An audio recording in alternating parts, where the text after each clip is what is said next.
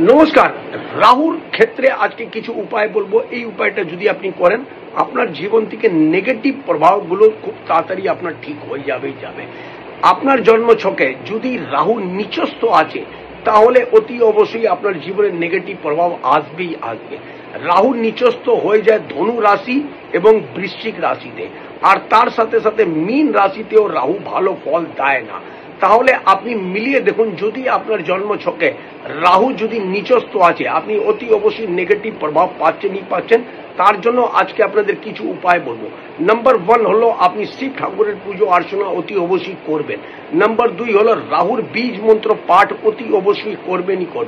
Number 3 হলো গরিবদের আপনি কিছু সাহায্য করবেন, দান দেবেন। নাম্বার 4 হলো কুকুরকে আপনি নিশ্চয়ই কিছু দাওয়াবেন। নাম্বার 5 হলো হনুমান চালিসা পাঠ করবেন। এই ক্রিয়াটা যদি আপনি রেগুলার করুন, রাহুর নেগেটিভ প্রভাব থেকে বাঁচবেন।